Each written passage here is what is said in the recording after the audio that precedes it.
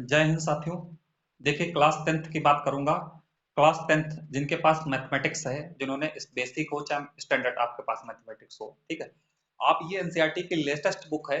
आपको पता है कि आपका एनसीईआरटी ने जो है सिलेबस काफी रिवाइज कर दिया है, तो जो भी स्टूडेंट है क्लास टेंथ में पहुंचे हैं, ध्यान रखना, आपको एनसीईआरटी की लेटेस्ट ये चमचमाती हुई बुक खरीदना है। ठीक है, ये देख लेना है कि क्या, क्योंकि जो आपके अगर आपके पास ओल्ड बुक है तो ओल्ड बुक में बहुत सारा पोर्शन क्या कर दिया है, पहले से दे रखा है, और जो लेटेस्ट बुक है जो एनसीईआरटी की न्यू बुक है तो उसमें आपको वो पोर्शन डिलीट मिलेगा। तो इसलिए ध्यान रखना, अगर आपके पास ओल्ड बुक है तो आपको क्या करना है, आप मैं चैप्टर बता रहा हूँ, चैप्टर वाइज में कौन कौन जो भी चैप्टर है चैप्टर में बताऊंगा क्या क्या चैप्टर आपके बचा है, तो जो मैं टिक कराता जा रहा हूँ आप उस ओल्ड बुक्स में टिक कर लें। और जो भी स्टूडेंट अगर नहीं परचेज, जो भी स्टूडेंट है अगर खरीदने हैं तो ध्यान रखना लेटेस्ट बुक परचेज करें एनसीईआरटी की, क्योंकि आपका सिलेबस लेटेस्ट के अकॉर्डिंग ही है। अब देखते हैं, बात कर रहे हैं क्लास 10 के मैथमेटिक्स के सिलेबस की। तो आपको क्या करना है, कितने चैप्टर्स हैं, जो भी स्टूडेंट नए पहुंच रहे हैं, ठीक है, नए, ठीक है, नए क्लास 10 में पहुंच रहे हैं, तो उनको सबसे पहले अपना सिलेबस जरूर चेक कर लेना है, सिलेबस क्या है। अगर आप मैथ में 95 प्लस मार्क्स लाना चाह रहे हैं तो चैनल को सब्सक्राइब जरूर कर लें, क्योंकि हम क्या करते हैं, सभी चैप्टर वाइज इंपॉर्टेंट क्वेश्चन करवाते हैं, जो एनसीईआरटी प्लस एनसीईआरटी एग्जाम्पल जो आपके पेपर में लगातार पूछे हुए हैं। ठीक है, तो अगर चैनल पर नए हैं तो चैनल को सब्सक्राइब जरूर करना। अब देखिए, अब आपको ओरली ऐसा दिखा दे रहा है कितने चैप्टर्स हैं टोटल। ठीक है, टोटल आपके कितने चैप्टर्स बचे हैं, 14 चैप्टर्स हैं। ठीक है, 14 चैप्टर्स हैं क्लास 10th में आपके। अब हर चैप्टर में बताऊंगा क्या क्या पोर्शन आपका बचा है। ठीक, ध्यान रखना, चैप्टर को चेक कर लेना। ठीक, और आपको पता है कि पेपर का पैटर्न क्या होता है, तो आपको भी पता है, क्लास 9th में होंगे तो आपको पता है 80 मार्क्स प्लस 20 में डिवाइड होता है। पेपर का पैटर्न कैसे 80 प्लस 20 में डिवाइड होता है, 80 का मतलब 80 मार्क्स में आपका थ्योरी पूछी जाती है और 20 मार्क्स में आपका प्रैक्टिकल प्रोजेक्ट, ठीक, वाइवा सब होता है। अब बात करूं, 80 मार्क्स में आप चाहे पास आपके पास चाहे बेसिक हो चाहे स्टैंडर्ड मैथ हो, वो दोनों के लिए सेम सिलेबस जो होता है आपका सेम रहता है। ठीक है, बेसिक क्या होता है, बेसिक को मतलब जो जिनके पास होती है तो क्वेश्चन जो ज्यादातर एनसीईआरटी बेस्ड पे आते हैं। स्टैंडर्ड मैथ में थोड़ा सा क्वेश्चन जो होता है सिलेबस से रिलेटेड होते हैं, बस क्वेश्चन का लेवल थोड़ा हाई कर देते हैं, ध्यान रखना, बस, और कुछ नहीं डिफरेंस होता है इसमें। अब बात कर रहे हैं, देखिए आपका पहला चैप्टर क्या है, तो पहला चैप्टर अगर आप जब अपनी एनसीईआरटी की बुक ओपन करेंगे तो बच्चों ध्यान रखना, आपको क्या मिला, रियल नंबर, सबसे पहले आपको चैप्टर मिलेगा रियल नंबर। पेज नंबर भी पता है, ये पेज नंबर फर्स्ट पे जाएंगे तो एनसीईआरटी की जैसे बुक ओपन करेंगे तो इसमें आपका इंट्रोडक्शन, तो इसका कोई मायने रहेगा, 1.1 में वन इंट्रोडक्शन होगा। मेन चैप्टर जो आपकी एक्सरसाइज है 1.2 और 1.3, ठीक है, इसमें दो एक्सरसाइज आपकी बची हैं, अगर ओल्ड बुक है आपको वहां पर टिक कर लेना 1.2 1.3, तो ये एक्सरसाइज आपको करनी है। ये सीबीएसई की बात कर रहा हूँ, सीबीएसई के स्टूडेंट की बात कर रहा हूँ क्लास 10th में। ठीक है, जो भी व्यक्ति सीबीएसई की बोर्ड की तैयारी कर रहे हैं उनकी बात कर रहा हूँ। दूसरा चैप्टर आपका, ठीक है, दूसरा चैप्टर क्या है साथियों, दूसरा चैप्टर है पॉइनोमियल्स। दूसरा चैप्टर है आपका पॉइनोमियल्स। तो पॉइनोमियल्स में क्या चैप्टर आपका बचा है, तो पॉइनोमियल्स में इंट्रोडक्शन तो सब में दे रखा है, उसका कोई मायने रखता है, 2.2 और 2.3, दो एक्सरसाइज आपकी मेन है, 2.2 और 2.3। ठीक है, आप पूरा ओल्ड बुक है उसमें टिक कर लेना 2.2 और 2.3, इनके ही क्वेश्चंस करना है, इनके एग्जांपल्स करना है। ठीक है, अब न्यू बुक जब आप परचेज करेंगे तो न्यू बुक में आपको ऑलरेडी से उसमें रिड्यूस करके दे रखा है, इसीलिए मैं बार बार कह रहा हूँ कि जब भी परचेज करें तो न्यू बुक एनसीईआरटी की परचेज करना है। Chapter third, pair of linear equation two variable, pair of linear equation two variable. ठीक है, ये चैप्टर बहुत अच्छा इंपॉर्टेंट चैप्टर है। ठीक है, पूछा भी बहुत जाता है इससे रिलेटेड क्वेश्चन। तो pair of linear equation two variable में क्या करना है, इंट्रोडक्शन से कोई मतलब नहीं होता है, एक्सरसाइज 3.2 और 3.3 आपको टिक करके रखना है। 3.2 3.3 ये आपकी रिवाइज्ड सिलेबस के अकॉर्डिंग जो है आपकी जो है एक्सरसाइज है, रिवाइज सिलेबस के अकॉर्डिंग। और एक बात बता रहा हूँ, मैं बार बार कह रहा हूँ, अगर 9th में है, सॉरी क्लास 10th में आप 95 प्लस मार्क्स मैथ्स में लाना चाहते हैं, 95 प्लस मार्क्स और लाए हैं मेरे स्टूडेंट, ठीक है, आप भी देखें कि हम हमेशा हर चैप्टर के इंपॉर्टेंट क्वेश्चंस कराते हैं, उसके सोल्यूशन भी करवाते हैं, और पेपर में आते भी वही क्वेश्चंस हैं। तो चैनल पर सब्सक्राइब जरूर कर लें, क्योंकि आप कहीं ऐसा ना हो कि आपको जो है इतनी मेहनत करें और आपको पता नहीं चले क्वेश्चन का लेवल कैसा आता है। ठीक है, तो ये मेरी जिम्मेदारी है कि मैं आपको अच्छे क्वेश्चन कराऊंगा जो आपके पेपर में पूछे जाते हैं। जब चौथा चैप्टर, फोर्थ चैप्टर आपका है क्वाड्रेटिक इक्वेशन, क्वाड्रेटिक इक्वेशन से भर भर के क्वेश्चन पेपर में पूछे जाते हैं। अब ये रिवर्स सिलेबस के अकॉर्डिंग इसमें क्या बचा, 4.2 है और 4.3 है। ठीक है, और 4.4 है, तीन एक्सरसाइज है, 4.2 4.3 और 4.4।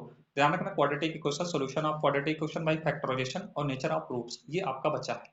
इसके बाद चलते हैं अर्थमेटिक प्रोग्रेशन को। ठीक है, अर्थमेटिक प्रोग्रेशन पर तो आप टिक करते रहना, ध्यान रखना। ठीक है, तो अगर एक चीज है, आप लोग सिलेबस को सही से चेक नहीं करते हैं, सिलेबस को सही से देखते हैं, बाद में आपके नंबर नहीं आते तो आप इसलिए पछताते हैं, आपको पता ही नहीं चलता कि आपको पढ़ना पेपर में क्या क्या नहीं छोड़ना है। ठीक है। तो अगर सिलेबस सही से एक बार देख लेंगे तो आपको भी पता होगा कि ये चीज़ मुझे पढ़नी है। जो चीज़ पेपर में आई वही पढ़ोगे तभी तो नंबर आपके आएंगे। जो चीज़ पेपर में पूछी नहीं जाएगी उसको पढ़ोगे बाद में आपके नंबर कम आएंगे। ध्यान रखना आपको पढ़ना कैसे है। और हमको बताते हैं अब अर्थमेटिक प्रोग्रेशन की बात करता हूँ, चैप्टर 5 अर्थमेटिक प्रोग्रेशन। तो इसमें एक्सरसाइज साथ में कौन सी है, 5.4 5.2 5.3 और 5.4 arithmetic progression nth term of AP और sum of the nth term of AP. ये देख सकते हैं पेज नंबर 51 56 और 63 पे भी पेज नंबर भी मेंशन है। ठीक है, तो इसमें आपको साथ में कोई प्रॉब्लम नहीं होगी। इसके बाद चैप्टर 6 की बात करते हैं। चैप्टर 6 आपका ट्रायंगल्स है, बहुत इंपॉर्टेंट चैप्टर है, बहुत इंपॉर्टेंट चैप्टर है।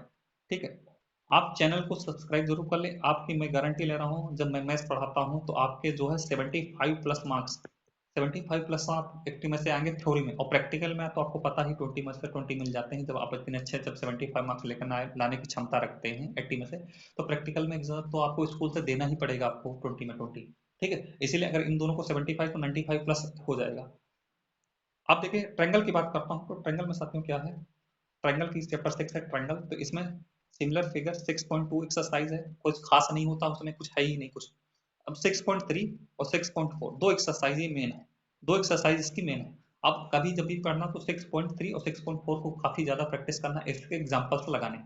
आपको हम R D Sharma NCERT examples के भी क्वेश्चंस करवा दूंगा कि टिक करवा दूंगा कौन से चैप्टर आने क्वेश्चंस कौन से नहीं आने हैं। ठीक है, और जो भी डाउट हो आप कमेंट बॉक्स में टाइप करिए। ठीक है, जो भी पूछना है सभी आपके डाउट क्लियर कराए जाएंगे। ठीक है, कोऑर्डिनेट ज्योमेट्री आपके लिए इतनी मेहनत कर रहे हैं, चैनल को सब्सक्राइब जरूर करिए।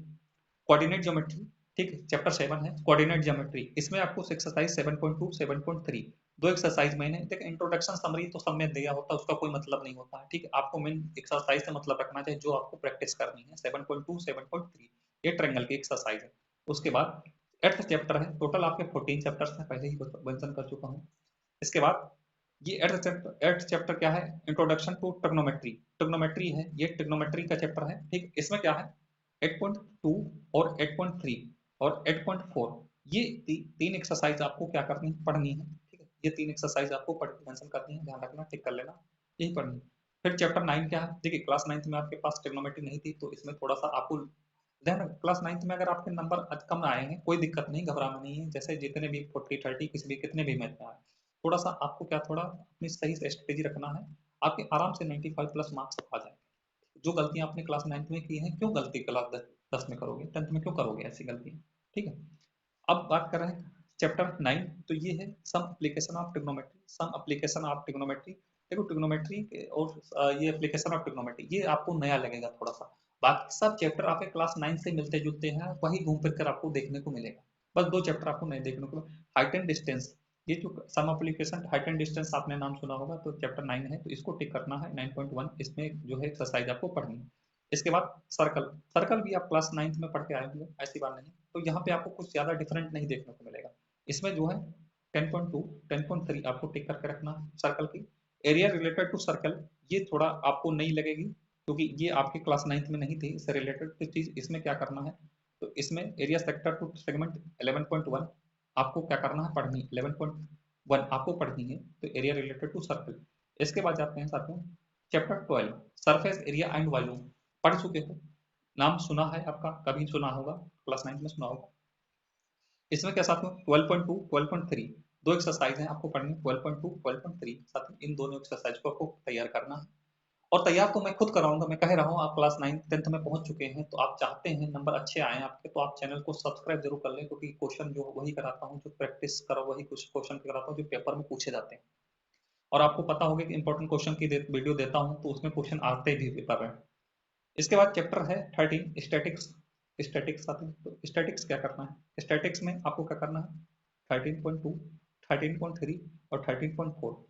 ठीक, ये तीन एक्सरसाइज हैं आपको स्टैटिक्स की, 13 चैप्टर है आपको टिक कर लेना है।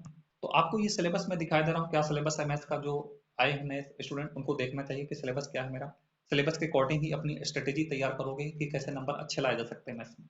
और घबराना नहीं, अगर आपकी मैथ्स बहुत वीक है कोई दिक्कत नहीं है, क्लास 9th में जैसा भी हो कोई दिक्कत नहीं है, आप 10th में बहुत अच्छा करोगे क्योंकि आप कुछ सीख चुके हो, और जो गलतियां आपने की है दोबारा नहीं करोगे। अब इसमें प्रोबेबिलिटी ये आपको थोड़ा नया लगेगा, दो चैप्टर तीन चैप्टर थे सॉरी, मैं पहले आपको ट्रिग्नोमेट्री एप्लीकेशन ऑफ ट्रिग्नोमेट्री और प्रोबेबिलिटी, ये तीन थोड़ा आपने प्रोबेबिलिटी नहीं सॉरी प्रोबेबिलिटी आपने पढ़ा होगा 9th में पढ़ा होगा सॉरी, तो ये चीज़ है आपके थ्योरेटिकल अप्रोच। 14.1 इसकी एक्सरसाइज आपको पढ़नी। 14.1 ये आपकी हो गई। इसके बाद ये नीचे कुछ आपको नहीं पढ़ना है, ये सब चीज़ें ऐसे हैं, ठीक है, तो ध्यान रखना इतनी एक्सरसाइज है, इतनी पढ़नी है, इतने चैप्टर्स हैं, ठीक है। 14 टोटल चैप्टर्स हैं, ये आपको मैंने बता दी। इसकी पीडीएफ आपको चाहिए तो आप क्या करना है, नीचे मैं आपका अपनी ईमेल आईडी और ठीक है इंस्टाग्राम आईडी दोनों मेंशन कर दूंगा, वहां पे आप मैसेज कर दी, आपको इसकी पीडीएफ मिल जाएगी।